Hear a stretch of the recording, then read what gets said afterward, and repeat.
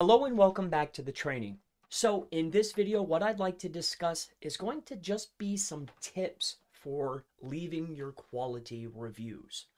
So these tips are going to include, basically, I'm just going to cover or briefly go back over what I've already iterated in that training before this. But let's dive in a little bit deeper. So tips for curating these perfect reviews. First and foremost, it's about per niche coming up with the most consistent bolded or match words, co-occurring keywords that are most relevant to your niche. Okay. Also, you'll find, depending upon where you're leaving your reviews, you're going to see that there's a magic character amount. All right. Some niches call for different character amounts.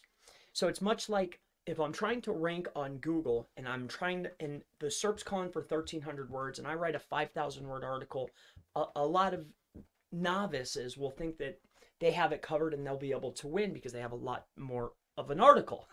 But not so much if the SERP is calling for that. It's the same for reviews.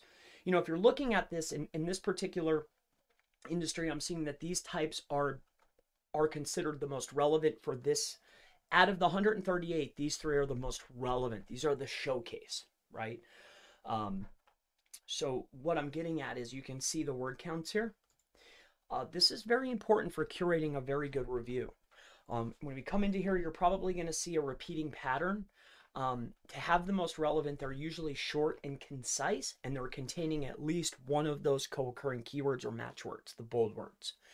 I like to get 1 to 3, keep them short and concise.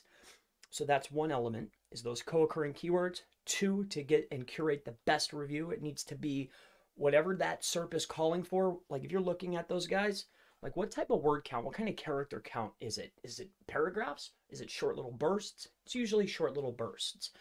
The next thing that I noticed that you want to consistently have is what you're known for, right? Now, this doesn't play in trying to get it into the reputation, but for an overall campaign.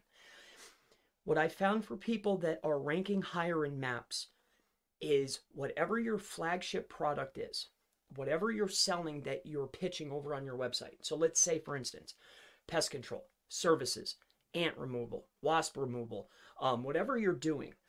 Inside of your reviews, repeated, what you want to be known for is the services that you're providing.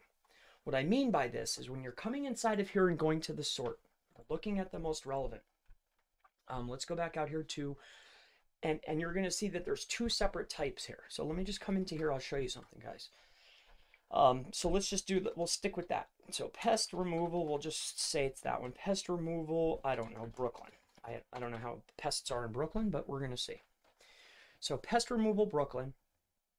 What we're going to do is we're going to go to the open 1 hour pest. We're going to click on their reviews. And then as you can see here, you can see that it's consistently, these are the words that are being repeated inside of the reviews, right? You can see them.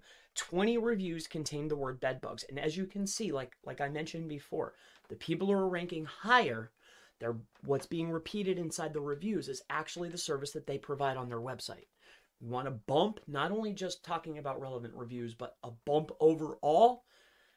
Have the people that you've serviced talk about the services that you provide and have it happen consistently. This is how you'll get big bumps, big bumps. So with that being said, the words that you want to line up, rodent, roaches, again, what I'd be looking for is for your niche, what are the co-occurring keywords? It's not about, okay, this is pest service. You would think pest service, pest service, pest service. No. What's most relevant, what ranks is the most relevant. So what's relevant to this is the co-occurring keywords. Words like rodent, word like roaches, bed bugs, the word building, right? So maybe not building, but I hope that you're grasping the concept here. So that's another massive element, is I want people repeating. Also, another element that you're going to see, or something that you want repeated, is that friendliness. Another thing that I noticed for people that are getting their reviews kicked off faster when curating reviews, aside from maybe the proxy they're using, or maybe they haven't been changing their own home proxies or whatever, is a person that has done a service or gotten a service is going to generally mention, if you can mention the business owner or the business's company by name consistently, you'll see across the board, no matter who you go and look at, top performers will have the business owner's name repeated or the business's name repeated inside of their top. It's going to generally be repeated. So if you can, try to get those inside of there, the name of the business or like your name. Hey, Mike did an excellent job. He was here on time, blah, blah, blah, blah, blah, blah, blah. And you want that to be consistent. Real humans talk like that communication, they talk about the people they worked with in the companies. I think it's part of one of the flags when Google's trying to kick stuff out. You know, these are the most important elements. These are just some quick and helpful tips for curating these reviews. So finding the most important keywords, character counts, what fits your niche, repeating the business's name, also mirroring the reviews. What are people saying that you're the best at?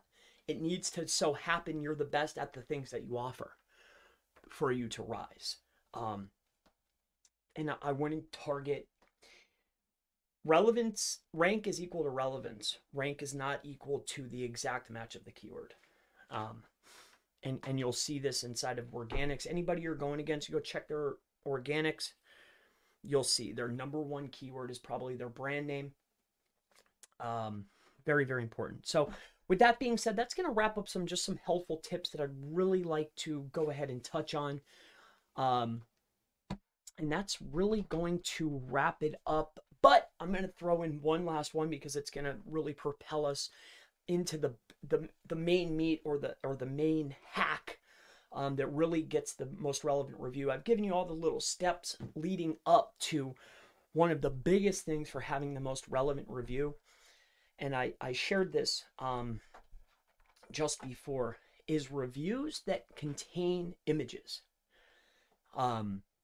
You know, a lot of times when you're doing, even if you're using like a tool like this, a horrendous tool such as this one, I even forget the name of it, but say you're using a barely working tool such as this and you're doing a basic audit, what you're going to find is not a lot of businesses are adding images to the reviews.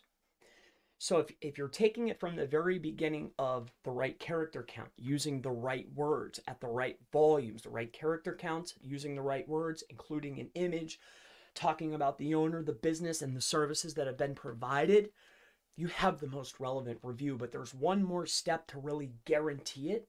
And we'll talk about that in the later videos. So of course, that'll wrap up this tips video, and I look forward to seeing you in the next training.